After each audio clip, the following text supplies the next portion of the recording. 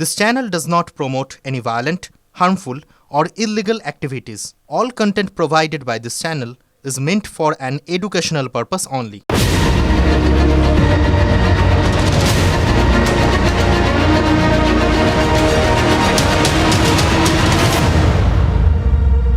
রোজ কত কি ঘটে যাহা তাহা, এমন কেন সত্যি হয় না হা। যেমনটা হয়েছিল 1914 সালের 25শে ডিসেম্বর, বড়দিন, প্রথম বিশ্বযুদ্ধের মাঝে একটা যুদ্ধবিরতি। ওই ব্রিটিশ আর জার্মান সেনারা সেদিন যুদ্ধ থামিয়ে ফুটবল খেলেছিল একদিনের জন্য, হয়তো তাও তো খেললো তো। ওই বড়দিনের কল্যাণে সবাই শত্রুতা ভুলেছিল, যুদ্ধবিরতি হয়েছিল, একে অপরের হাত ধরেছিল। দেখুন, ধর্মীয় উৎসব তো এরকমই হওয়া উচিত, যেটা সবাইকে, মানুষের সাথে মানুষকে মিলিয়ে দেয়। ওই ধর্মীয় উৎসবকে কেন্দ্র করে ব্রিটেন আর জার্মান সেনারা মারামারি থামিয়ে তবু তো ফুটবল খেলেছিল। কিন্তু যেখানে ধর্মই মারের কারণ, ধর্মীয় অনুষঙ্গেই যেখানে কেউ কাউকে মারছে, সেখানে কি কোনো বিরতি আছে? না, নেই, কোনো দিনই নেই, কোনো ধর্মীয় উৎসবের দিনেও নেই। এই বড়দিনেই তো বাংলাদেশ থেকে আরও এক সংখ্যালঘু হিন্দুকে খুনের খবর এসেছিল। পিটিয়ে মারা হয়েছিল ওই অমৃত মণ্ডল নামের ওই হিন্দু তরুণকে। আর বড়দিনের রাতেই চট্টগ্রামে ফের হিন্দুদের বাড়িতে আগুন দিয়েছে মৌলবাদীরা। খবর পেয়েছেন আপনারা, সেগুলো জেনেছেন। চট্টগ্রামের রাউজান, যেখানে মাস্টারদা সূর্য সেনের বাড়ি ছিল, সেই রাউজানের সুলতানপুর গ্রামে 72 ঘন্টার মধ্যে কমসে কম 12টা বাড়ি পুড়িয়ে দিয়েছে ওই ধর্মান্ধরা। একই কায়দা, বাইরের থেকে প্রথমে দরজা বন্ধ করে দিয়েছে আর তারপর পেট্রোল ঢেলে আগুন ধরিয়ে দেওয়া হয়েছে। কি কারণ? কারণটা বাংলাদেশি সংবাদ মাধ্যম আমাদের বুঝিয়েছে।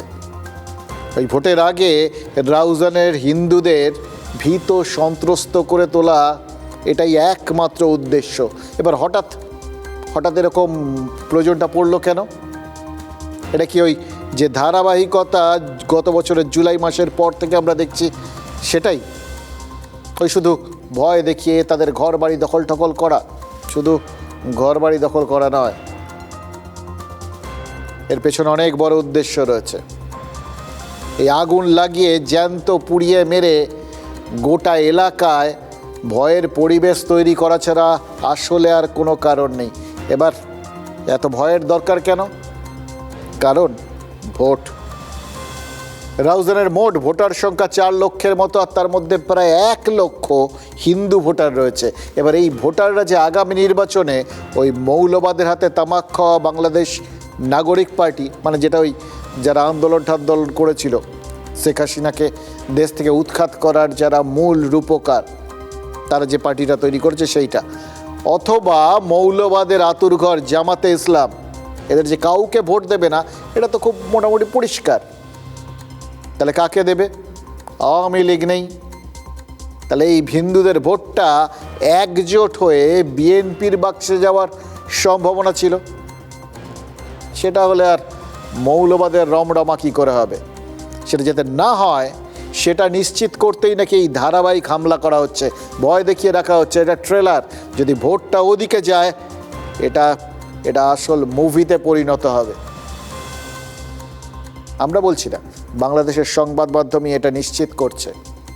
তার মানে যে বড়দিনে প্রথম বিশ্বযুদ্ধে একদিনের জন্য হলেও যুদ্ধটা থেমেছিল, সেই বড়দিন বাংলাদেশের সংখ্যালঘুদের ওপর ধর্মীয় সন্ত্রাস বন্ধ করতে পারল না।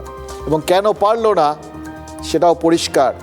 ধর্মের থেকে ভোট বড়। হিন্দুদের ওপর জাতক্রত্ব এমনিতেই আছে, এখন ভোট অনেকটা ওই রান্নার ফোড়নের মতো কাজ করছে। মৌলবাদীরা ভোটের অজুহাতে এখন হিন্দুদের মারছে, কাটছে, আগুনে পোড়াচ্ছে। আর মোহাম্মদ ইউনূস ভাবছেন ভালোই হচ্ছে, বিরোধী ভোট একটু একটু করে কমছে। এই মোহাম্মদ ইউনূসের তত্ত্বাবধায়ক সরকারের পৃষ্ঠপোষকতাতেই তো এই হিন্দু নিধনের কাজটা চলছে। এবং সেটা কে পরিষ্কার করে দিয়েছে জানেন? একজন মৌলবাদী, আনসারুল্লাহ বাংলা টিমের অন্যতম শীর্ষ নেতা। আপনাদের আনসারুল্লাহ বাংলা টিম নামটা চেনা চেনা লাগছে তো? সন্ত্রাসবাদী, ভারত বিরোধী একটা সংগঠন। এরা বাংলাদেশে কিন্তু ধর্মীয় সন্ত্রাসের অন্যতম মাস্টার মাইন্ড। এবার এই সংগঠনের অন্যতম মাথা মাওলানা আতাউর রহমান বিক্রমপুরী তিনি বলেছেন যে এই বাংলাদেশ জুড়ে যে হিংসা চলছে, সংখ্যালঘুদের ওপর এই যে নিপীড়ন চলছে, সেটা ওই বৈষম্য বিরোধী ছাত্র আন্দোলনে যারা ছিল এবং যারা এখন ওই ইউনূসের উপদেষ্টা মণ্ডলীতে আছে এবং যারা ওই বাংলাদেশ জাতীয় নাগরিক পার্টিটা বানিয়েছে, সেই সব নেতাদের প্রত্যক্ষ মদতেই এই যাবতীয় ঘটনাগুলো ঘটছে। অর্থাৎ ইউনূস যতই এই দীপু দাসের বাড়িতে প্রতিনিধি পাঠিয়ে প্রমাণ করার চেষ্টা করুন যে তিনি এদের ব্যাপারে সহমর্মী, এটার সাথে তার কোনো যোগ নেই, হিন্দু হত্যায় তার বুক ফেটে কান্না আসছে, আসলে সেটা যে কুমিরের কান্না সেটা ওই জঙ্গি নেতার বক্তব্যই বুঝিয়ে দিচ্ছে। এই কথায় বলে না, অতি চালাকের গলায় দড়ি পড়ে, ইউনূসের হয়েছে এখন ওই দশা। খেয়াল করে দেখুন, এই যাবতীয় দায়গুলো তো এই সন্ত্রাসবাদী সংগঠনগুলোর, এই মৌলবাদী সংগঠনগুলোরই নেওয়ার কথা ছিল। এটা তাদের এজেন্ডার সাথে একদম ম্যাচ করে যায়, অথচ তারা সেই কৃতিত্ব নিতে চাইছে না। সেটা দিচ্ছে কাদের? মোহাম্মদ ইউনূস, তার তত্ত্বাবধায়ক সরকারকে। এবার ইউনূসের মনে হতেই পারে, আরে এতদিন ধরে দুধ কলা দিয়ে এই কালসাপ মানে এই জঙ্গিদের পুষলাম, এরাই তো এখন গলায় ফাঁসির দড়ির মতো চেপে বসছে।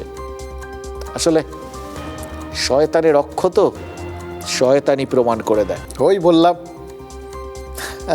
বাঘের পিঠে চড়া যে কি জিনিস, এই টের পাচ্ছেন এখন মোহাম্মদ ইউনূস। দেখুন, যে মৌলবাদীদের ঘাড়ে চেপে তিনি সরকারটা চালাচ্ছেন বা নিজেই মসনদে বসেছেন, তারাই এখন থেকে ব্ল্যাকমেল করছে, পরিষ্কার বলছে যে ধরবে, আমাকে ধরবে, সব ফাঁস করে দেবো।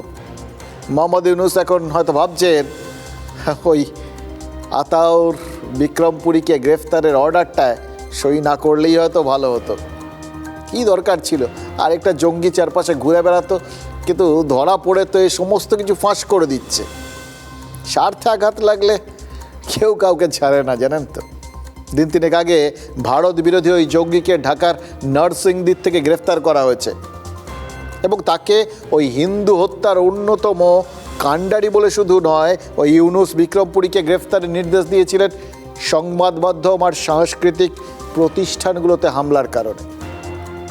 ওই সব জায়গায় হামলার ফলে বাংলাদেশ জুড়ে যে ক্ষোভ তৈরি হয়েছিল, ইউনূসের দেশের মানুষই যেভাবে ইউনূসের মুন্ডুপাত করছিল, তাতে ইউনূসের হয়তো মনে হয়েছিল এবার একটু ইমেজটাকে একটু পরিষ্কার টরিষ্কার করা দরকার, ঝেড়ে ঝুড়ে ঠিকঠাক করা দরকার, বড্ড কালি লেগে গেছে। তাই জন্য হামলায় জড়িত এই অভিযোগে বিক্রমপুরীকে গ্রেফতার।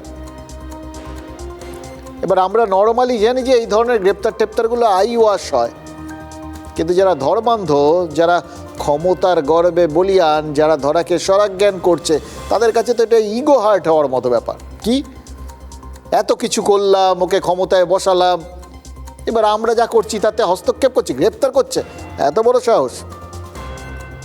গ্রেফতার যে হতে পারে, এই রকম কাণ্ড কারখানা যে রাজনীতিক বনে যাওয়া ব্যবসায়ীরা করতে পারে, এটা কিন্তু আগাম টের পেয়েছিল ওই জঙ্গি। তাই ফেসবুক লাইভ করে গ্রেফতার হওয়ার আগেই হাটে হাড়ি ভাঙার হুঁশিয়ারিটা দিয়ে রেখেছিল। বলতে পারেন ব্ল্যাকমেল করার একটা রাস্তায় গেছিল আতাউর রহমান বিক্রমপুরী। রবীন্দ্রনাথের সেই কবিতাটা ছিল না, রবীন্দ্রনাথ তো এখন বাংলাদেশে মোটামুটি প্রবেশ নিষেধ করে দিয়েছে এই মৌলবাদীরা, তাও তাকে কি আর এড়ানো যায়? তিনি তো সর্বব্যাপী। তিনি সেই বলেছিলেন, তুমি মহারাজ সাধু হলে আজ, আমি আজ চোর বটে।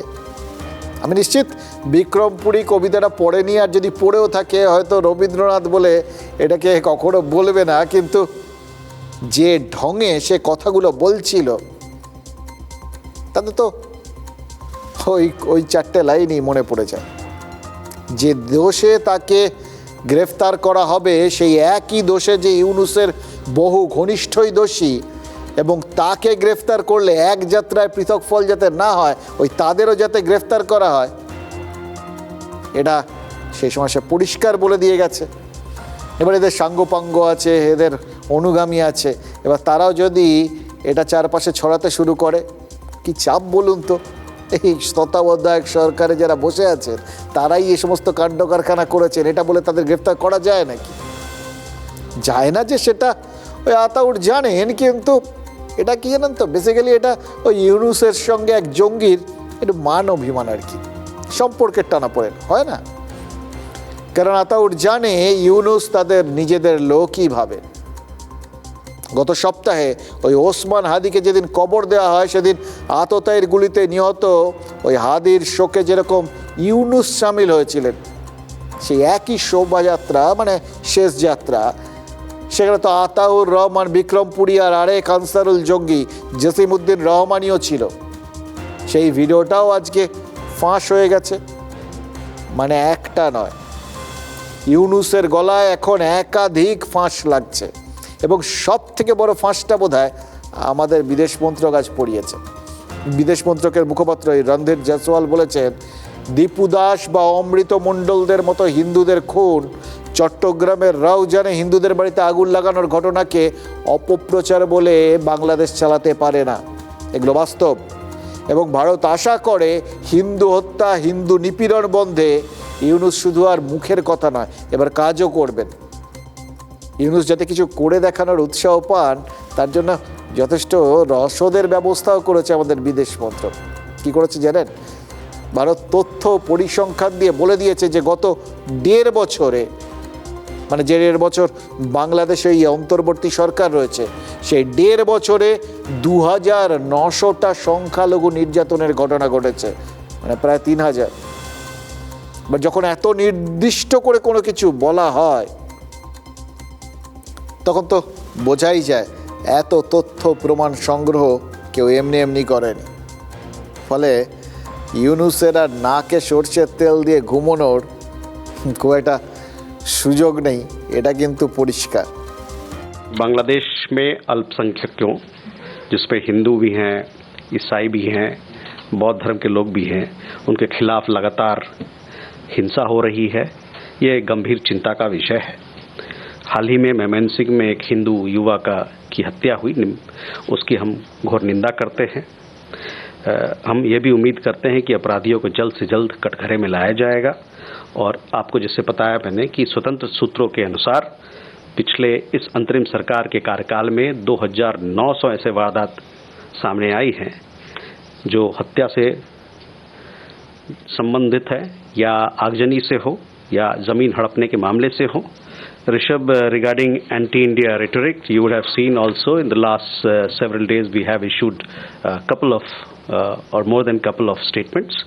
We have rejected the false narrative that has been projected in Bangladesh. দেখুন, ভারত 2900টা সংখ্যালঘু নির্যাতনের হিসেব দিয়েছে। সংখ্যাটা, আসল সংখ্যাটা, সেটা যে বেশি বই কম নয়, সেটা মোহাম্মদ ইউনুস নিজে ভালো করেই জানেন। বাংলাদেশে কিভাবে হিন্দুদের উপর অত্যাচার হয়েছে, কিভাবে নির্যাতন হয়েছে গত 1.5 বছরে, তার প্রমাণ তো শুধু ভারতের দেওয়া এই পরিসংখ্যানই নয়। এর জন্য বেশি খাটাখাটনি করতে হবে, একটু সোশ্যাল মিডিয়ায় যান, অসংখ্য ছবি, অসংখ্য ভিডিও তার প্রমাণ হয়ে ছড়িয়ে ছিটিয়ে রয়েছে।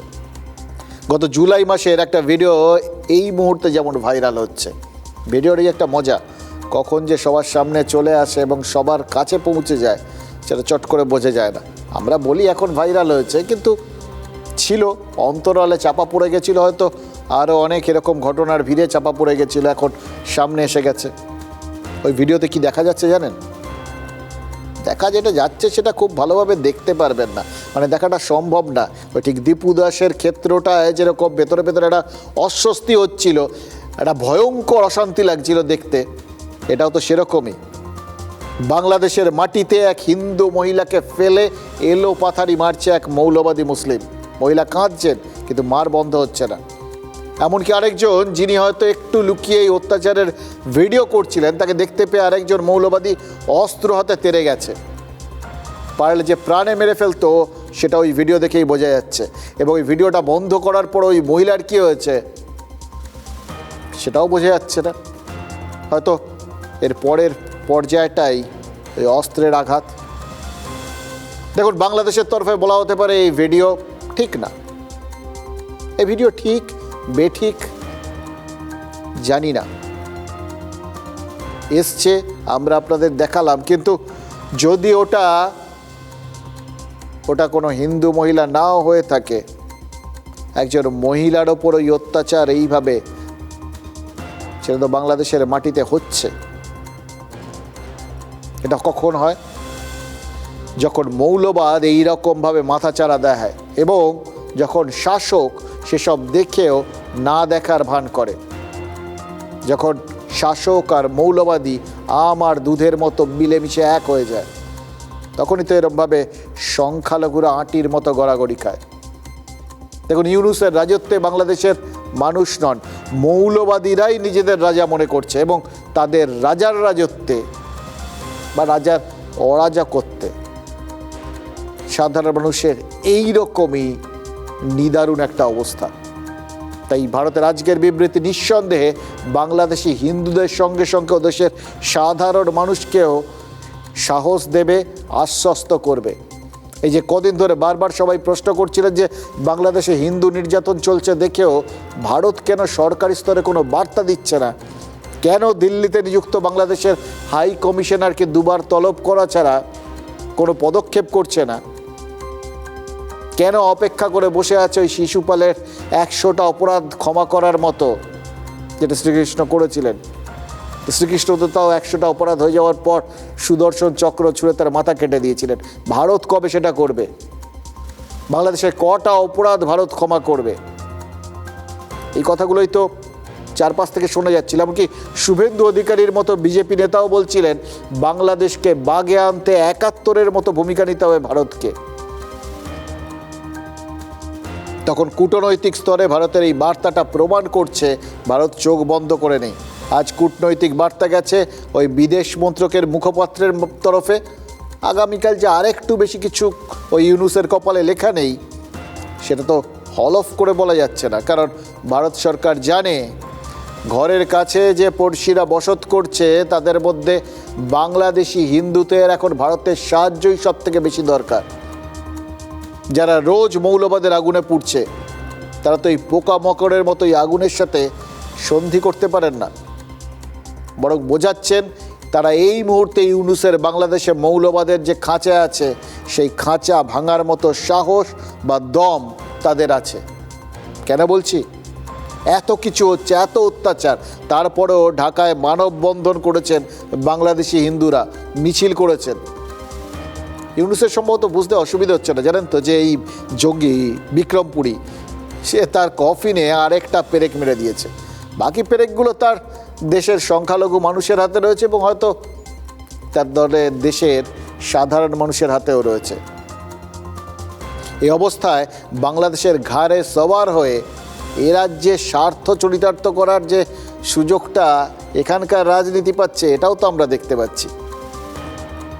একটাই তো সীমান্ত, দুটো দেশের এই দুটো অংশ মানে বাংলাদেশ এবং আমাদের এখানকার পশ্চিমবঙ্গ ভাষাও এক, ফলে এক জায়গার কোথাও গিয়ে প্রভাব যে অন্য জায়গায় পড়বে সেটাই তো স্বাভাবিক।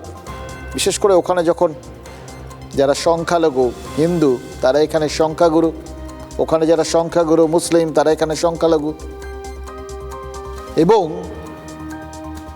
যখন এখানকার রাজনীতিতে সব থেকে বড় ইস্যু হয়ে দাঁড়িয়েছে এখন ধর্ম। সুতরাং এই মুহূর্তে ধর্মটাকে উপজীব্য করার জন্য বাংলাদেশকেই সামনে রাখছেন সবাই। বিজেপি যেরকম, তারা বুঝে গেছে যে এটা তাদের এজেন্ডার সঙ্গে মিলে যাচ্ছে। হিন্দুত্ব, হিন্দু ভোট একত্রিত করা, সেটার জন্য বাংলাদেশ তাদের হাতে গরম একটা অস্ত্র তুলে দিয়েছে। এবার তারা যে সেটাকে ব্যবহার করবে, আরও বেশি বেশি করে করবে, অন্য সব কিছু ভুলে গিয়ে করবে, সেটা আবার তৃণমূল বিলক্ষণ বুঝছে। এবার বুঝেছে বলেই তারা তাদের নিজেদের ভোট ব্যাংক, এখানে সংখ্যালঘুরা যে তাদের পেছনে একত্রিত থাকেন এটা তারা জানেন, তাদের একত্রিত রাখার চেষ্টা করছেন। এবার হয়তো তাদের সেই লক্ষ্যটাকেই আবার বিজেপি টার্গেট করে ফেলেছে। তারা প্রশ্ন তুলেছে এ রাজ্যের সরকার ওই ইজতেমার জন্য, মানে মুসলিম ধর্মাবলম্বীদের এই বিরাট সম্মেলনের জন্য 15 কোটি টাকা কেন বরাদ্দ করলো। এই প্রশ্নটা কিন্তু শুভেন্দু অধিকারী ইতিমধ্যেই তুলে দিয়েছেন, এবং এটা যে এখন চলবে সেটা আমরা বুঝতে পারছি, কারণ ধর্ম সংক্রান্ত যে কোনো বিষয় এখন রাজনীতির প্রবল উৎসাহ। आप 50 लाख ब्लैंकेट ऑर्डर कर दिया, 15 करोड़ रुपया सैंक्शन कर दिया, सब पेपर मेरा पास है, मैं खुलासा कर दूंगा, वेट कीजिए, सब डॉक्यूमेंट मेरा पास है। सरकार का प्रोग्राम नहीं है ये, दिल्ली का सुधा कमेटी का प्रोग्राम है। ये सरकार का काम, ये Delhi completely religious program. Ganga Sagar में जितना आएगा ममता बनर्जी, सब लोग को एक एक कंबल आपको देना पड़ेगा। सरकार सबके लिए है। কে বলেছে ওনাকে যে গঙ্গাসাগরে কিছু দেয়া হয় না? গঙ্গাসাগরের এই যে মুড়িগঙ্গা ব্রিজ হচ্ছে, উনি জানেন ওটা কত বড়, ওটার জন্য কত টাকা রাজ্য সরকার দিচ্ছে? আমাদের মুখ্যমন্ত্রীকে কোথায় কি দিতে হবে ফান্ড সেটা শেখাতে হবে না কাউকে। মুখ্যমন্ত্রী জানেন, মুখ্যমন্ত্রী করছেন, মুখ্যমন্ত্রী করবেন। দুই দলের পক্ষ থেকেই নির্বাচনে সাম্প্রদায়িক বিভাজনের গল্প শুরু হয়ে গেছে এবং মিলেমিশে হচ্ছে। তোমরা হিন্দুর কথা বলো, আমরা মুসলমানের কথা বলি। দেখুন, তরজার বিষয়বস্তু হচ্ছেন কে কোথায় কত সাহায্য করছেন কোন ধর্মীয় সম্মেলনে বা কোনো ধর্মীয় অনুষ্ঠানে, এটাই এখন আলোচনার বিষয়বস্তু। সব পেছনে চলে গেছে, কিন্তু এসআইআর টেসআইআর ও সমস্ত ভুলে গেছেন লোকজন, রাজনৈতিক নেতারা তো ভুলেই গেছেন। আমার একটা কথা আছে জানেন তো, অ্যাপেল টু অ্যাপেল, মানে ধরুন দুটো বিষয়কে আপনার তুলনা করতে হবে, তাদের একটা কমন জিনিসের মাধ্যমে তুলনা করতে হয়। এটাই তো হচ্ছে এখানে। ওকে কটা কম্বল দিয়েছেন, এখানে কেন কম্বল দিলেন না? সে যতই আপনি চন্দ্রিমা ভট্টাচার্য এখন বলুন ওখানে ব্রিজ হয়েছে, তা হবে না। কম্বল কম্বল, কম্বলের সাথে কম্বলের তুলনা হবে। এবার বলা যায় না, কেউ আবার বলতে পারেন ওখানে ব্রিজ হয়েছে এখানে ব্রিজ কেন হলো না, মানে ব্রিজ হওয়ার জায়গা নেই, ব্রিজ হওয়ার দরকার নেই, তাও কেন হলো না, এই দাবি যদি কেউ তুলে বসেন অবাক হবেন না। রাজনীতি এরকম জায়গাতেই চলে গেছে। খেয়াল করে দেখুন, বাংলাদেশে হিন্দু নিপীড়নের খবর জবর থেকে আসছে, জবের থেকে বাংলাদেশে নতুন করে একটা অস্থিরতা তৈরি হয়েছে, তবের থেকে বিজেপি নিজেদের লক্ষ্যে স্থির হয়ে আছে। বিজেপি ওখানকার হিন্দুদের সাথে এখানকার হিন্দুদের একটা তুল্যমূল্য আলোচনার জায়গায় এনে ফেলেছে, অ্যাপেল টু অ্যাপেল। আর সেটা করতে গিয়ে রাজ্য সরকার এই ইজতেমার মতো এই মুসলিম সম্মেলনের পেছনে জলের মতো টাকা খরচ করছে। সেই অভিযোগটা শুভেন্দু অধিকারী তুলে দিচ্ছেন। গঙ্গাসাগরে আসা সাধু সন্ন্যাসীদের রাজ্য সরকার কেন কম্বল দেবে না, কেন ময়দানে গীতা পাঠ হলে রাজ্য টাকা খরচ করবে না, কেন শুধু মুসলিমরাই রাজ্যের পৃষ্ঠপোষকতা পাবে, এই প্রশ্ন তোলার জায়গাটায় বিজেপি চলে যাচ্ছে।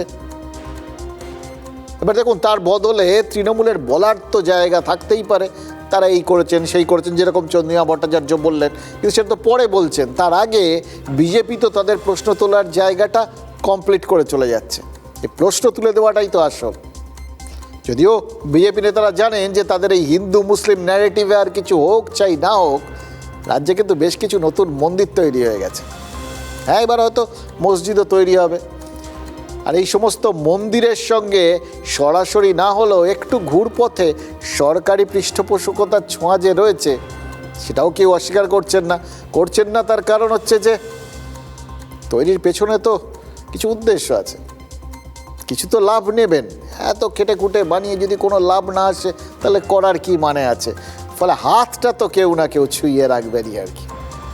এবার সেক্ষেত্রে অবশ্য শুভেন্দু অধিকারীরা বলতে পারেন, ওই চাঁদ সওদাগরের মনসা পুজোর মতো রাজ্যের হিন্দুদের জন্য বাম হস্তে নৈবেদ্য অর্পণ করেছে তৃণমূলের সরকার। এবং এক্ষেত্রে এই খোঁচাগুলো তৃণমূলের হজম করা ছাড়া উপায় নেই, কারণ এই ইজতেমার আসরটা এখন তৃণমূলের জন্য একটা শাখের করাত হয়ে গেছে। এই অনুষ্ঠানে সরকার সাহায্য না করলে সংখ্যালঘু সম্প্রদায়ের কাছে একটা ভুল বার্তা যেতে পারে। এবং সবথেকে বড় কথা, এখানে তো প্রচুর ভিড় হয়, ফলে ব্যবস্থাপনা নিয়ন্ত্রণের ব্যাপার, এইগুলো তো শান্তি শৃঙ্খলা নিরাপত্তা সবটাই সরকার দেখতে বাধ্য। এটা তো প্রশাসনের দায়িত্বের মধ্যে পড়ে। ফলে ফিরহাদ হাকিমকে যেরকম ইজতেমা আয়োজনে দেখভাল করতে হচ্ছে, তেমনি আর্থিক ব্যয় বহন করতে হচ্ছে রাজ্য সরকারকে। আবার সেটা করলে শুভেন্দু অধিকারী বাংলাদেশকে শিখণ্ডী করে যে রাজনীতিটা করতে চাইছেন, সেই রাজনীতি আরও বেশি করে করার সুযোগ পাচ্ছেন। ওই অধীর চৌধুরীর কথা মতো বিজেপি আর তৃণমূল ধর্মের পাস দেওয়া নেওয়াটা এই মুহূর্তে চালিয়ে যাচ্ছে। হিন্দুদের উপর অত্যাচার চলছে, 2 কোটি বাংলাদেশের হিন্দুদের বাঁচাতে 100 কোটি ভারতবর্ষের হিন্দু আমরা পাশে থাকবো, এই অঙ্গীকার আমরা করছি। বাংলাদেশের দীপু দাসের ঘটনা মর্মান্তিক, আমরা সকলে এক স্বরে তার নিন্দা জানাই। কিন্তু আবার বলছি, আমরাও তো চাই দেশের মাননীয় প্রধানমন্ত্রী নরেন্দ্র মোদী কথা বলুন বাংলাদেশ সরকারের সঙ্গে। গঙ্গাসাগরের পরে 5 লাখ সাধুকে বাবুঘাট থেকে এদিকে নিয়ে আসে। যাহা মোল্লা ইউনুস তাহাই খালা মমতা। ইউনুস চায় হিন্দু শূন্য করতে, মমতাও চায় হিন্দু শূন্য। সাধু সন্তদের নিয়ে বাংলাদেশের ডেপুটি হাই কমিশন ঘেরাও করতে গিয়েছিলেন শুভেন্দু অধিকারী। এবার গঙ্গাসাগর মেলার পর সমস্ত সাধুদের সাগর সঙ্গম থেকে কলকাতার পথ দেখিয়ে নিয়ে আসবেন, সে কথাও ঘোষণা করে দিয়েছেন। এবার দেখুন, কলকাতার রাস্তায় সাধুদের নিয়ে বিজেপির মিছিলে কি কাজ হবে কি না, নাকি বুমেরাং হবে, সেটা তো সময় বলবে। কিন্তু আপাতত শুভেন্দু অধিকারীরা যে দক্ষ কামারের মতো গরম লোহায় ঘা মারছেন, সেটা নিয়ে সন্দেহের অবকাশ নেই। কাজটা সুবিধা হয়ে গেছে, কারণ সত্যিই তো লোহা এখন গরম। সৌজন্যে বাংলাদেশ, ওই বাংলাদেশে হিন্দুদের ওপর অত্যাচারে শুধু এ রাজ্যের মানুষ বা ভারত সরকারের বিদেশ মন্ত্রকে বিচলিত হয়নি, সবাই হয়েছেন, সাধারণ মানুষ থেকে সেলিব্রিটি সবাই। জয়াপ্রদা, জাহ্নবী কাপুরের মতো বলিউডি সেলিব্রিটিরাও বিচলিত বোধ করে মুখ খুলেছেন। এই হিন্দি তারকারা তাদের সোশ্যাল মিডিয়ায় বাংলাদেশের ঘটনাগুলোকে পাশবিক বলছেন। যদিও বিশ্বাস করুন, কিছু কিছু ঘটনা সেগুলো পশুরাও ঘটায় না। মুম্বাইয়ের তারকারা যখন বাংলাদেশে ঘটে চলা এই মৌলবাদ নিয়ে নিন্দা করছেন, তখনও এইদিকে এ রাজ্যের সিনেমা আর্টিস্ট বা অন্য তারকাদের মধ্যে আবার একটা অখণ্ড নীরবতা বিরাজ করছে। জানেন তো কেন করছে জানি না। এরা সবাই ফুলের জলসায় নীরব হয়ে আছেন নাকি সেটাও বুঝতে পারছি না। আজ আমাদের চ্যানেলে একটা জিনিস দেখছিলাম, একটা লেখা চলছিল, একটা ছবি দেখাচ্ছিল, বিজেপি ছেড়ে তৃণমূলে যোগ দিচ্ছেন পার্ণ মিত্র অভিনেত্রী, চন্দ্রিমা ভট্টাচার্য, জয়প্রকাশ মজুমদাররা তার হাতে পতাকা তুলে দিচ্ছিলেন। তখন আমাদের চ্যানেলে ওখানে ওই হেডলাইন লেখা হয় না, ক্যাপশন লেখা হয়, তাতে লেখা হচ্ছিল পার্নোর ফুল বদল। দেখছিলাম আর কীরকম ওই ফুল বদলটাকে ভোল বদল বলে মনে হচ্ছিল যে পার্নো ফুল বদল মানে ভোল বদল করলেন, তাতে সাধারণ মানুষের কি যায় আসে বলুন তো? আপনারা বলবেন সত্যিই তো, কি আসে যায়? পদ্মই বা ঘাস ফুল, যে ফুলই হোক না কেন, কোনো ফুলের সুবাস বা সৌন্দর্য কি তাতে বিশাল বেড়ে গেল? দেখুন, এটা নিয়ে আমার কিন্তু সত্যি কথা আবার বলছি, পার্ণ দল বদল করেছেন সেটা তার ব্যক্তিগত অধিকার, এটা তার ব্যক্তিগত সিদ্ধান্ত, এটা নিয়ে আমাদের সত্যি কিছু বলার নেই। এটাও হতে পারে পার্ণ দায়ে পড়ে দল বদল করেছে, হতেই পারে তার কাজকর্মের ক্ষেত্রে কোনো সমস্যা হচ্ছিল, যে জায়গাটা তিনি আর সহ্য করতে পারছিলেন না, এটা হতে পারে। আবার এটা নাও হতে পারে তিনি স্বেচ্ছায়, তার মনে হঠাৎ, যেরকম যারা দলটল বদল করেন তাদের হঠাৎ দম বন্ধ লাগে, বা তাদের মনে আরও বেশি করে সাধারণ মানুষের কাজ করার একটা আগ্রহ জন্মায়, সেই আগ্রহের জায়গা থেকে তাদের মনে হয় তো এই দলে এলে কাজটা বেশি করে করতে পারবো, সেই জন্য তারা এক দল ছেড়ে আরেক দলে চলে আসেন। এটা তো হয়, এটা নিয়ে আমাদের জাস্ট কিচ্ছু বলার নেই, কারণ এটা তাদের ব্যক্তিগত অধিকার, তাদের ব্যক্তিগত সিদ্ধান্ত। আমি শুধু আমাদের দৃষ্টিভঙ্গি থেকে, মানে আপনার আমার মতো সাধারণ মানুষের জায়গার থেকে কথাটা বলছি। একটু খেয়াল করে দেখুন, ভেবে দেখুন, গত বিধানসভা নির্বাচনে এই বরানগরে প্রার্থী ছিলেন পার্ণ মিত্র। কাদের প্রার্থী ছিলেন? বিজেপির। তার প্রতিপক্ষ কে ছিলেন? তাপস রায়। কোন দলের? তৃণমূল। জিতেছিলেন কে? তাপস রায়। আজকে তাপস রায় কোথায় রয়েছেন? বিজেপিতে। পার্ণ মিত্র কোথায়? তৃণমূলে। এবার কি বলবেন? আরে মানুষজন তো কিছু ভেবে ভোট দেন, সাধারণ মানুষ তারা ওই লোকের থেকে চিহ্নটাকে বেশি মাথায় রাখেন, তাদের একটা সুনির্দিষ্ট রাজনৈতিক বক্তব্য মতামত থাকে এই ভোটের মধ্যে দিয়ে, যেটা প্রকাশ পায়। তারা কখনো একে বেছে নেন, কখনো ওকে বেছে নেন, এটা তাদের অধিকার। তাদের সেই অধিকারটা যখন তারা দেখেন যাদের মাধ্যমে তারা প্রয়োগ করেছেন, যাদের সামনে রেখে প্রয়োগ করেছেন, তারাই এধার ওধার হয়ে গেছেন, তখন তো গোটা গল্পটা মনে হয় ছেলে খেলা, আমাদের মত নিয়ে সমস্তটা ছেলে খেলা হচ্ছে। এই জায়গাটা খুব অস্বস্তিকর, জানেন তো। রাজনৈতিক নেতাদের ব্যক্তিগত স্বার্থ সুরক্ষিত থাকা দরকার, আমরা বুঝি, কারণ দিনের শেষে তারা তো ব্যক্তি।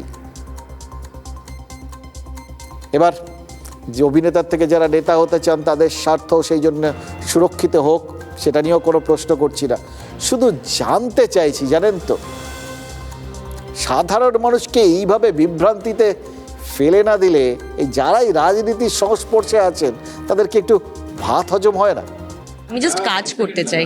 মানুষ অনেক কথা বলে, কথা বেশি বলে, কাজ কম করে। আমার মনে হয় I want to focus on the work.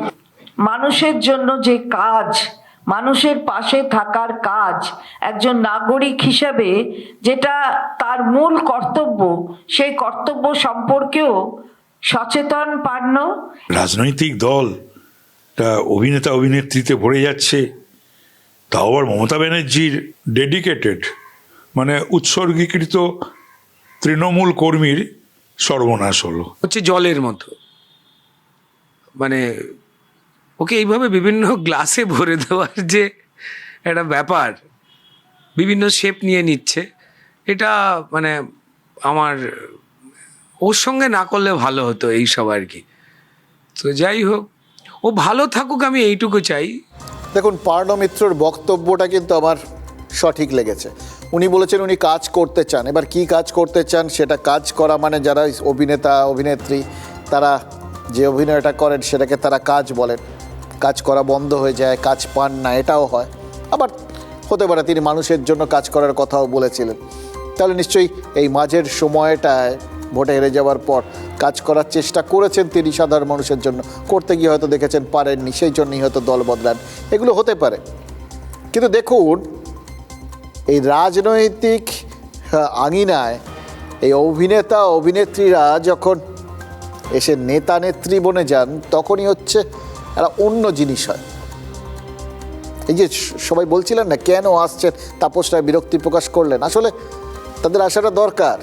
তারা এলে তাদের ওপর সমস্ত ফোকাস গিয়ে পড়ে, কারণ লোকে তখন তারা কোন দল কি বৃত্তান্ত তার থেকে অনেক বেশি তাদের ওই পর্দায় দেখা চরিত্রগুলোকে দিয়ে বিচার করতে চান। এবার তার ফলে কি হয়, সেটা নিয়ে যত বেশি আলোচনা হয় তার আড়ালে অনেক কিছু ঢাকা পড়ে যায়। এবার সেখানেই হয়তো আসল জিনিসটা ঘটে যায়। এখানেই রাজনীতি না অনেকটা ম্যাজিকের মতো, বলতে পারেন ওই জাদুকরদের হাতের কারসাজির মতো। দেখবেন একটা জায়গায় দেখেছিলাম, পিসি সরকার তিনি শেখাচ্ছেন, বোঝাচ্ছিলেন। জাদুকররা তাদের ট্রিক্স কখনো বলেন না, কিভাবে কোনটা কি করেন বলেন না, কিন্তু উনি একটা জায়গায় বলেছিলেন যে দুটো হাত, দেখবেন ওই ছবিটা, সে বিখ্যাত ছবি, এরকম করে রয়েছে, তার মধ্যে যে হাতটা বেশি নড়াচড়া করে, এই করছেন ওই করছেন, ওপর থেকে নামছেন এই করছেন, লোকের নজর সেই চলমান হাতের দিকে চলে যায়। আর যে হাতটা স্থির হয়ে থাকে, আসল কাজের কাজটা সেই হাতটাই করে যায়। যা কারসাজি ওই থেমে থাকা হাতটা, মানে যাকে বিহাইন্ড দ্য সিন বলতে পারেন, সেই হাতটাই করে ফেলে। এই কথাটা রাজনীতির ক্ষেত্রে কতটা সত্যি সেটা একটু খেয়াল করে দেখবেন। এবার এই জায়গাটায় হয়তো ছবিটা অতটা পরিষ্কার করে ধরা হয়নি, কারণ জানতেন না তো আমরা এখানে ব্যবহার করব সেই সময়, ওই জন্য তাদের মতো করে ছবিটা তুলেছিলেন। কিন্তু বিষয়টা যেটা লেখা রয়েছে বা যেটা বললেন, ইংরেজিতে বললেন, সেটাই হচ্ছে আসল। যে হাতটা শান্ত থাকে, যেটা নজরের বাইরে থাকে, সেটাই আসল কাজটা করে। বা রাজনীতিতে তার অনেক প্রমাণ রয়েছে। দেখুন, এই 26-এর ভোটের আগে সাম্প্রতিককালে সব থেকে হইচই কোনটা নিয়ে হয়েছে? এসআইআর নিয়ে। এসআইআর জবের থেকে ঘোষণা হয়েছে, তবের থেকে তৃণমূল তার এগেনস্টে রেড়ে করে মাঠে নেমে পড়েছে। প্রথমে মমতা বন্দ্যোপাধ্যায়, তারপর অভিষেক বন্দ্যোপাধ্যায়, তারা পরিষ্কার বলেছিলেন একজনের নামও যদি বাদ যায় কেলেঙ্কারি কাণ্ড হয়ে যাবে। এবং তারপর থেকে ধারাবাহিকভাবে নির্বাচন কমিশন কিন্তু তাদের আক্রমণের মুখে পড়ছে। এটা হচ্ছে ওই নড়া হাতটা, যেটা সবার নজর কেড়ে নিচ্ছে। তার আড়ালে কি হচ্ছিল? তৃণমূলের প্রস্তুতি চলছিল। সবার আগে তৃণমূল তার ওই যারা বিএলএরা, যারা ওই এসআইআর করতে বিএলওদের সঙ্গে যাবেন দলের তরফ থেকে, তাদের নামের লিস্ট কমিশনের কাছে জমা দিয়েছিল। অন্য দলগুলো যারা মানে দুহাত তুলে এসআইআরকে সমর্থন জানাচ্ছিল, তারা কিন্তু ঠিক করে উঠতে পারেনি তখন কাকে পাঠাবেন, কাকে বিএলএ করবেন। তৃণমূল সব রেডি করে ফেলেছিল এবং চুপচাপ সেগুলো জমাও দিয়ে দিয়েছিল। এইটা হচ্ছে মজার ব্যাপার। ঠিক একইভাবে আজকের দিন পর্যন্ত প্রতিনিয়ত কমিশনকে তোপ দাগছে তৃণমূল।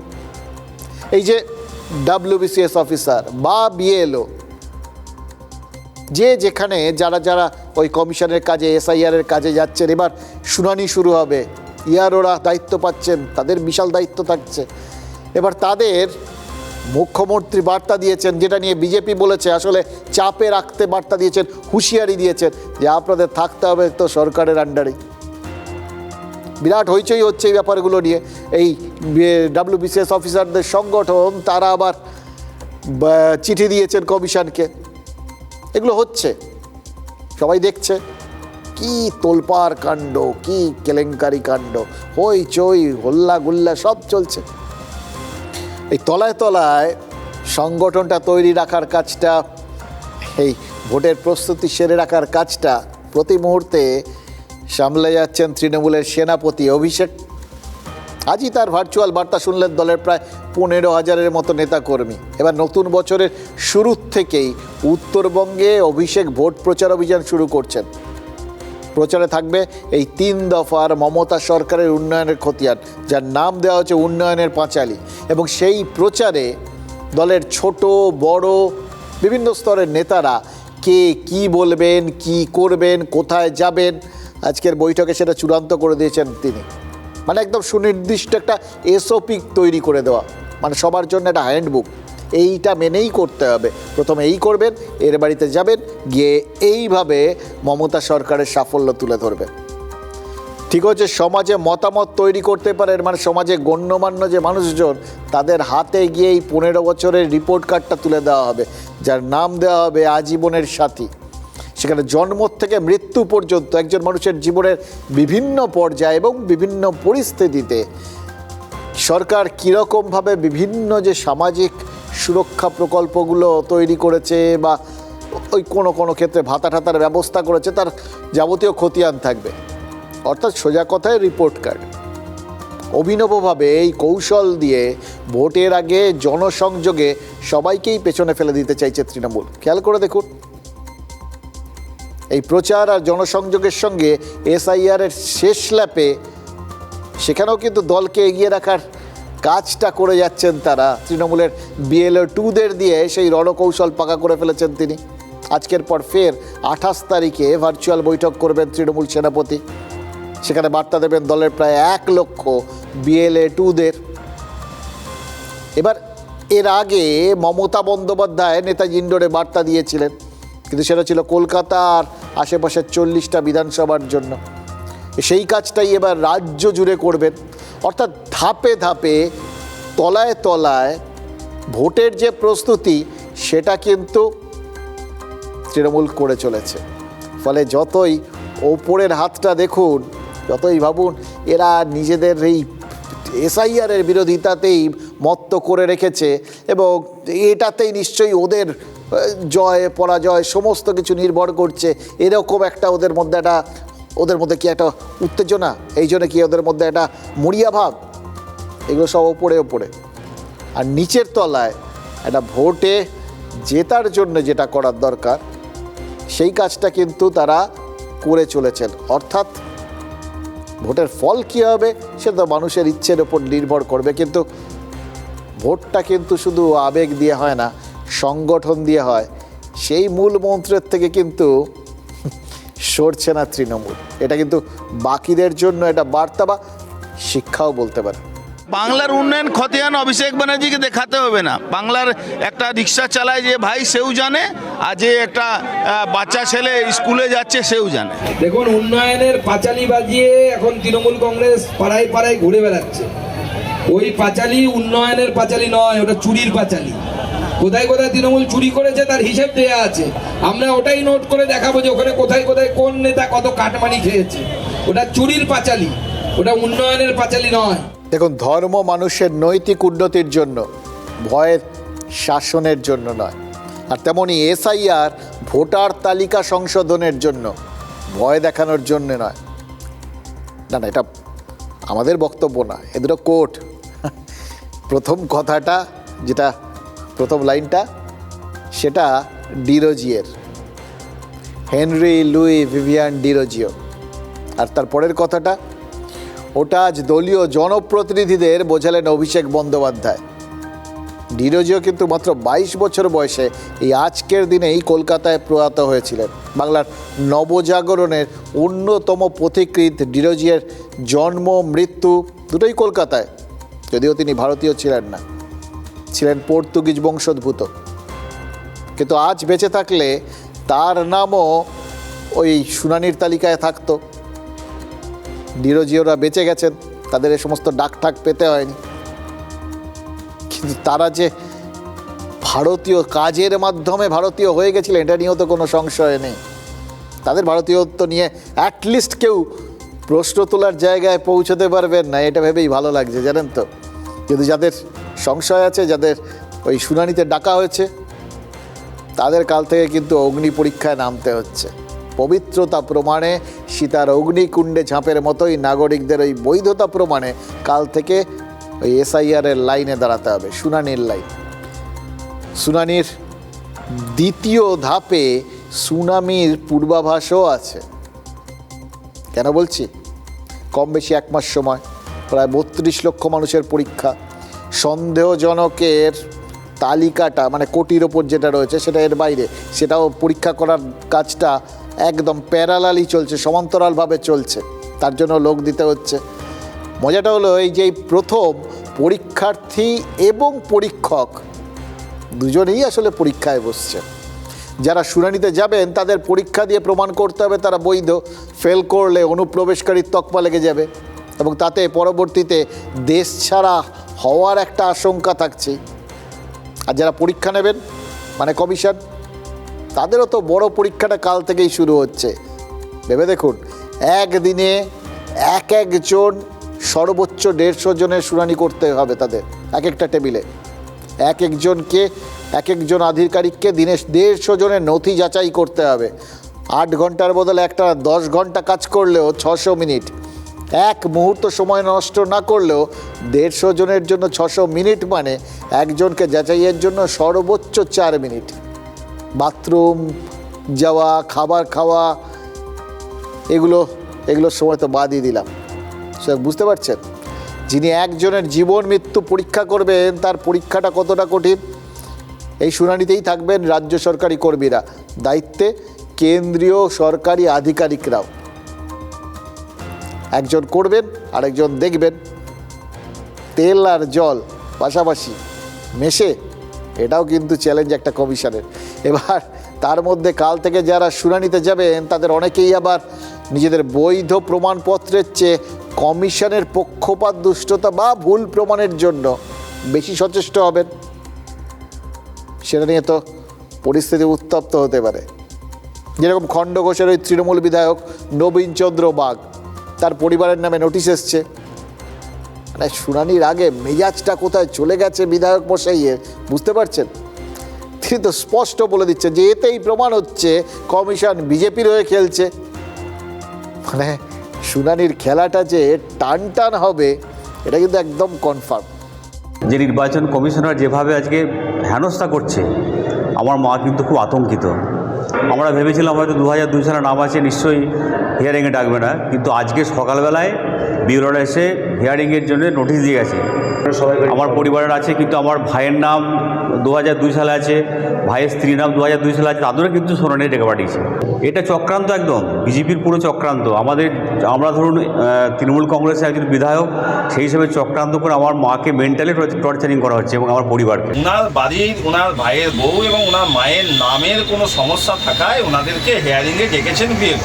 উনি বলতে চাইছেন যে বিজেপি ওনাদেরকে হ্যারাসমেন্ট করার জন্য ওনাদের নাম কিছু একটা ভুল করে দিয়েছে। এই যে সর্বৈব মিথ্যা কথা, প্রথম দিন থেকে তৃণমূল কংগ্রেস এসআইআর যখন থেকে চালু হয়েছে একের পর এক মিথ্যাচার করে যাচ্ছে। দেখুন, এটা অনেকটা সেরকম, জানেন তো, একে তো মারা গেছে, তারপর আবার পোস্টমর্টেমের নামে কাটাকাটি। মনোজ আগরওয়াল এখানে মুখ্য নির্বাচন আধিকারিক বা জ্ঞানেশ কুমারেরও তো এমনটা মনে হতে পারে। একে তো 32 লক্ষ শুনানির চ্যালেঞ্জ, তার উপর মরার ওপর খাড়ার ঘা হাজি। এই শুনানিতে ডাক পেয়ে আতঙ্কে নাকি দুজনের মৃত্যু হয়েছে, একজন বীরভূমের সাঁইথিয়ায় আর একজন মেদিনীপুরের চন্দ্রকোনার বাসিন্দা। বীরভূমে এক বৃদ্ধের 3 ছেলে মেয়েকে শুনানিতে ডাকা হয়েছিল। এবার মেয়ে বলছেন যে নোটিশ পাওয়ার পরেই তার হার্ট অ্যাটাক হয়ে গেছে। একই অভিযোগ ওই চন্দ্রকোনার পেশায় রাজমিস্ত্রি আলম খানের পরিবারেরও। শুনানির নোটিশের কারণেই হার্ট অ্যাটাক হয়েছে বলে তারা অভিযোগ এনেছেন। আলমের স্ত্রী সেটাই দাবি করেছেন। এবার তৃণমূল এই হার্ট অ্যাটাকগুলোকে কমিশনের দুয়ারে নিয়ে যেতে বনিয়া, তাই ঝটপট হিসেব কষা হয়ে গেছে। দেখুন, রাজনীতি হিসেবে কিন্তু পাক্কা, 2-1টা বেশি হবে কিন্তু কম নইব চ। চৌধুরী ভট্টাচার্য বলেছেন 46 জনের মৃত্যুর দায় কমিশনকেই নিতে হবে। মানে তৃণমূল ধরে নিয়েছে 46 জনই এই কারণেই মারা গেছে এবং তারা নিশ্চিত। রাজনৈতিক দিক থেকে তাদের এটাতে হয়তো ফয়দা রয়েছে, তাদের মনে হতে পারে। এসআইআর প্রথম ধাপ মনে আছে আপনাদের? একজন করে বিএলও, সাধারণ মানুষের কেউ হয় আত্মহত্যা করেছিলেন না অসুস্থ হয়ে মারা গেছিলেন, এবং যত দোষ নন্দ ঘোষের মতো তৃণমূল সব দোষ এসআইআরের ঘাড়ে দিয়েছিল। এবার মৃত্যুর অভিযোগটা বাংলা ছাড়িয়ে অন্যান্য রাজ্যেও কিন্তু ছড়িয়েছিল। বাংলায় সেই চাপটা আরও কয়েক গুণ বাড়িয়ে দিয়েছিল সরকারের ক্ষতিপূরণ ঘোষণা। মৃতদের পরিবারকে 2 লক্ষ টাকা আর অসুস্থদের 1 লক্ষ টাকা করে আর্থিক সাহায্য করেছিল সরকার। আর আর্থিক সাহায্য করে আসলে কমিশনের কাজ কঠিন করে দেওয়া হয়েছিল, কারণ আর্থিক সাহায্য দেওয়া মানে তো সার্টিফাই করে দেওয়া, ওই মুখের হিসেব নয়, এটা একদম সুনির্দিষ্টভাবে একদম সরকারিভাবে স্বীকৃতি দিয়ে দেওয়া এসআইআরের কারণে এদের মৃত্যু। কমিশনের সিদ্ধান্তে সেই চাপটা কিন্তু ফুটে উঠেছিল। সিদ্ধান্ত যেমন নেওয়া হচ্ছিল তেমন প্রত্যাহারও হচ্ছিল বারবার। কিন্তু এই পর্যায়টা গত কয়েকদিনে এসে মোটামুটি সামলে উঠেছিল কমিশন, কিন্তু ফের সেই চাপ আবার ঘাড়ে এসে পড়ল। খেয়াল করে দেখুন, প্রথম ধাপে সবার আগে বাংলাতেই মৃত্যু হয়েছিল, তারপর অন্যান্য রাজ্যে, আর শুনানিতেও দেখা যাচ্ছে এবারও এগিয়ে বাংলা। এবার যদি বাকি রাজ্যগুলোতেও শুনানির কারণে মৃত্যুর অভিযোগ হতে শুরু করে, তাহলে কমিশনের একটা সংস্কৃত শ্লোক মনে পড়ে যেতে পারে, সংকটে সংকটম পতিতম। মানেটা এটা একমাত্র সেই বুঝবে যে বিপদের মধ্যেও নতুন করে বিপদের মুখে পড়বে। এই শ্লোকও সেটাই বলছে।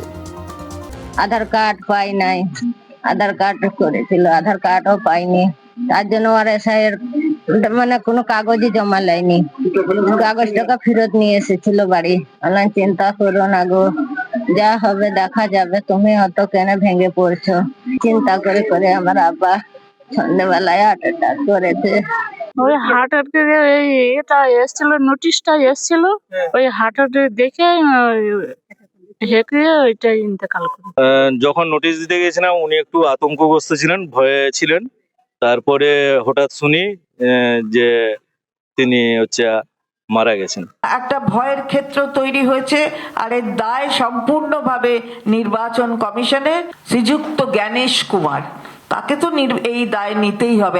তাহলে তো এই যে বিভিন্ন পরীক্ষা ফল বেরোনোর পরে অসফল বা যেটা আশা করেছিল সেটা না করলে পরে আমরা দেখি বেশ কিছু ছাত্রছাত্রী সুইসাইড করে, তাহলে তো পরীক্ষার ফল বেরোনো বন্ধ করে দেওয়া উচিত। দেখুন, এই মৃত্যুকে নিশ্চিতভাবেই অস্ত্র করবে তৃণমূল। কিন্তু বঙ্গ বিজেপি আর অস্বস্তিতে পড়বে না, কারণ কমিশন বাংলার পদ্মনেতাদের বুকের ওপর চেপে বসে থাকাটা ওই জগদ্দল পাথরটা সরিয়ে দিয়েছে। এখন তারা আর কিচ্ছু গায়ে মাখবে না। কোনটা ভাবছেন তো?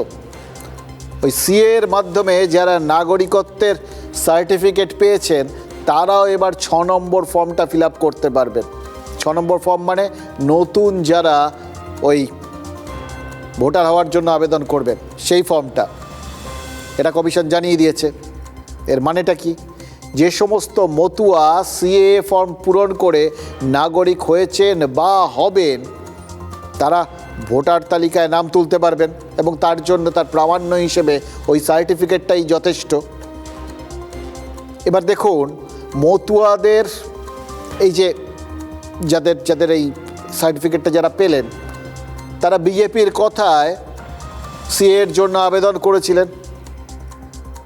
তখন তৃণমূল বলেছিল যে কেউ কিন্তু এই সিএর ফর্ম ফিল আপ করবেন না, যারা ফর্ম ফিল আপ করবেন তারা কিন্তু প্রমাণ করে দেবেন যে তারা ভারতের নাগরিক নন।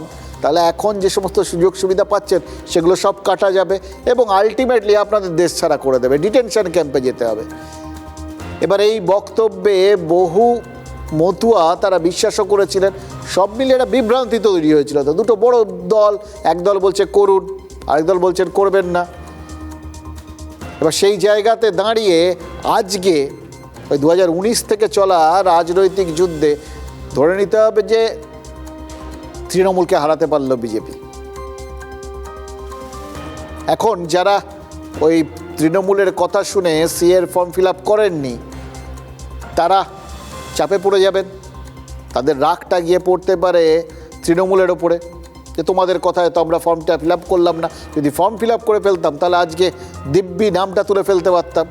তা তো সবই হয়ে যেত, নাগরিকত্ব কনফার্ম হতো, ভোটার তালিকায়ও নাম থাকতো। আর যখন ভোটার তালিকায় নাম তোলার জন্য এই ফর্মটাই মানে এই সার্টিফিকেটটাই যথেষ্ট হয়ে দাঁড়ালো, তাহলে তো ওটা নাগরিকত্ব কনফার্ম, তাহলে তো আমরা যে সুযোগ সুবিধাগুলো পেতাম এই সার্টিফিকেট দেখিয়ে সেগুলো পেয়ে যেতে পারি। বুঝতে পারছেন? কিন্তু এবার গোটা বিষয়টা নির্ভর করবে কে কতটা বিশ্বাসযোগ্যভাবে তাদের বক্তব্যটা মানুষের কাছে পৌঁছে দিতে পারে। আমার কথায় তোমার লাভ হলো, আমার কথায় তোমার ক্ষতি হলো। এবার যে এটা যেটাই হোক আর কি, লাভ বা ক্ষতি বা ভালো বা মন্দ যাই থাকুক না কেন, কে কি করেছে সেই ফিরিস্তিটা তার মানে পুরোটাই প্রচারের ওপর নির্ভর করছে। এই প্রচারটাই তো সবাই করে। ভোটের আগে এই প্রচারের কিন্তু বিরাট গুরুত্ব এবং বিভিন্ন জায়গায় এখন যে উন্নয়নের পাঁচালি চোখে পড়ছে সেগুলো তো ওই ভোটের দিকে তাকিয়েই। কিন্তু মুশকিল কি জানেন? তাতে বুকে আশার সঞ্চার সেভাবে হচ্ছে না। আসলে সেই যে কেষ্টমণ্ডল 2018-এর পঞ্চায়েত নির্বাচনে উন্নয়নকে রাস্তায় দাঁড় করিয়ে দিয়েছিলেন, তারপর থেকে বাংলার উন্নয়ন কিন্তু বহু জায়গাতে রাস্তাতেই দাঁড়িয়ে রয়েছে। এই পাড়ায় সমাধান যে কর্মসূচি, তাতেও তো দুর্নীতির অভিযোগ উঠেছে পশ্চিম মেদিনীপুরে। গড়বেতার সরবত গ্রাম পঞ্চায়েত বাসিন্দাদের দাবি ছিল একটা ঢালাই রাস্তা। ঢালাই হয়েছে, তবে রাস্তা নয়, রাস্তার ধারে একটা 8 চালা ঢালাই হয়ে গেছে।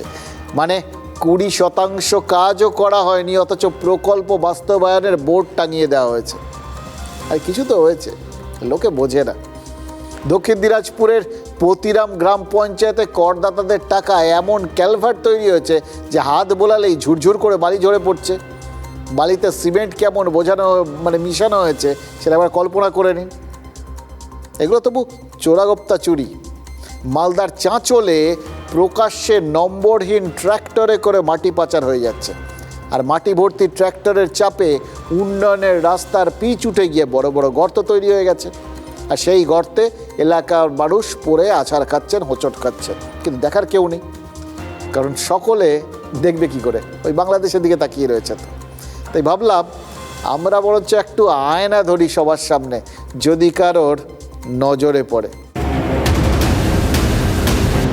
তাহলে কি বাংলাতেও বুলডোজার চলে? চলে। তবে উত্তরপ্রদেশে যোগীর বুলডোজার যেভাবে চলে বাংলায় সেভাবে চলে না। আবার বাংলায় যেভাবে বুলডোজার চলে যোগীর উত্তরপ্রদেশে সেটা কল্পনাও করা যায় না। বাংলায় সম্ভবত একমাত্র রাজ্য যেখানে উন্নয়নের বুলডোজার যেমন রয়েছে তেমন দুর্নীতির বুলডোজারও রয়েছে। ঘাটালে শিলাবতী নদীতে আর্থ মুভার মাটি কাটা শুরু করেছে, নদী খাত গভীর করা হচ্ছে, ঘাটাল মাস্টার প্ল্যানের কাজ শুরু হয়েছে। এটা উন্নয়নের বুলডোজার। আবার মালদার চাঁচলেও আর্থ মুভার মাটি কাটছে গৌরহণ্ড গ্রাম পঞ্চায়েতের সদরপুর পূর্বপাড়ায়। প্রকাশ্যে চাষ জমি থেকে মাটি কাটা হচ্ছে, আর নম্বরবিহীন ট্রাক্টরে সকলের চোখের সামনে সেই মাটি পাচার হয়ে যাচ্ছে। খুব সম্ভবত বিহারে। বাংলায় কি সরকারের পাশাপাশি মাটি মাফিয়ারাও বুলডোজার ব্যবহার করে? প্রকাশ্যেই করে। আপনার গাড়ির নাম্বার কই? হ্যাঁ, কেন খোলা আছে নাম্বার? এমনি দিনের বেলা মাটি কেটে নিয়ে চলে যাচ্ছে। বিএলআরও, এসডিও সাহেব ওরা জানবে না? গোটা সরকারটাই যখন চোর দুর্নীতিগ্রস্ত, তখন তাদের আমলাদের কাছে কি করে আপনি স্বচ্ছতা আশা করবেন? প্রশাসন দ্রুতগতিতে ব্যবস্থা গ্রহণ করবে। আমি আপনাদের মাধ্যমে জানতে পারলাম, আমিও খোঁজ খবর নিচ্ছি, যদি এর ধরনের কোনো অবৈধ কাজ হয়ে থাকে তাহলে তার ব্যবস্থা গ্রহণ করা হবে। নম্বরহীন ওভারলোডেড ট্র্যাক্টর চলাচল করায় গৌরহণ্ডের পথশ্রী একেবারে হতশ্রী হয়ে গেছে। কিন্তু দুর্নীতির কম্পিটিশনে দক্ষিণ দিনাজপুরের পতিরামের কালভার্টের কাছে চাঁচলের রাস্তাও জিততে পারবে না। উত্তর রায়পুরের কালভার্ট বৃহস্পতিবার ঢালাই করা হয়েছে, আর শুক্রবার সেই কালভার্টে হাত বোলালেই গুঁড়ো গুঁড়ো বালি বেরিয়ে আসছে। এত নিম্নমানের কাজ, যেখানে যে ঢালাই দেওয়া আছে সেখানে আঙ্গুল দিয়েই সেই পাথরগুলো খুলে খুলে যাচ্ছে। শুধুমাত্র রাজনীতি করার জন্য, মিডিয়ার সামনে আসার জন্য ওনার এখানে রাজনীতি করতে এসে ভেঙে দিয়ে চলে গেল। পশ্চিম মেদিনীপুরের গড়বেতায় পাড়ায় সমাধান কর্মসূচিতে যে ঢালাই রাস্তা হয়েছে তাকে হাত দিয়ে খোঁচাখুচি করা যাবে না, কারণ 2 লক্ষ টাকায় কাজ শেষের বোর্ড টাঙানো রয়েছে। কিন্তু সেই রাস্তায় আতিপাতি করে খুঁজেও এক কণা কংক্রিট পাওয়া যাবে না। মাটির পায়ে চলা পথ জল করছে। রাস্তার নাম করে বাঁধানো হয়েছে একটি আটচালা। এই রাস্তাটা করতে দেওয়া হবে না, সেটা তো আগেই বলতে পারতো যে হবে না, তাহলে 16 আনার থাকুন এখানে ঢালিয়েছি। আমরা স্যার সকালে যখন ঢালাই হয় সেই দিন আমরা জানতে পারি যে এটা হবে না, এই জায়গাটা হবে। আমরা আপত্তি জানাই, আমাদের যে কন্ট্রাক্টর সে উল্টোপাল্টা ভাষায় আমাদেরকে একটা গালি দেয়। এটা 50-60 হাজার টাকার কাজ, বাকি টাকা কে নিয়েছে কী করে বুঝবেন? সবই তো বুঝতে পারছেন পঞ্চায়েত স্তরে যেটা হয়। একটা যার ঘরের নাম উল্লেখ করে আর চলাটা করার জন্যই করেছে। এটা করা যায়, আমার কথা যে এটা করা যায়। পাড়ায় সমাধানে সব কাজ করা যায়, যে কোনো কাজ করা যাবে পাড়ায় সমাধানে। আমার পাড়া আমাদের সমাধান, এই যে নাটক, এই নাটকটা তৃণমূল কংগ্রেস এই জন্যই করেছে যাতে ওখানে 10 লক্ষ টাকা করে খাওয়া যায়। এনকোয়ারি করে দেখা গেছে যে ওখানে যেটুকু রাস্তা করার কথা ছিল সেই রাস্তাটা একটুখানি ইনকমপ্লিট আছে। ওই রাস্তার সংযোগস্থলে আটচালাটিকে ঢালাই করা হয়েছে, পরবর্তীকালে রাস্তাটি ঢালাই করা হবে। শাসক দল যে উন্নয়নের পাঁচালি গাইছে তাতেও কি এই ধরনের না হওয়া কর্মসূচির সাইনবোর্ড ঝুলছে নাকি? প্রশ্ন তুলতেই পারে বিজেপি। দেখুন, ভোট আসছে তো এই সমস্ত ছোট ব্যাপারগুলো, ছোটোখাটো ব্যাপার, সাধারণ মানুষের ব্যাপার আপনাদের সামনে তুলে ধরলাম। না তুললেও হতো, কারণ রাজনীতি এখন অনেক বড় বড় কাজে ব্যস্ত। তারা ধর্ম নিয়ে কিভাবে দেওয়া নেওয়া করবে বল, সেই নিয়ে পরিকল্পনায় ব্যস্ত। সুতরাং সাধারণ মানুষ, তার ধর্ম যা খুশি হতে পারে, তাদের নিয়ে মাথা ঘামানোর সময় রাজনীতির নেই। তারা তাদের ধর্মটা নিয়েই শুধু এখন মাথা ঘামাচ্ছে।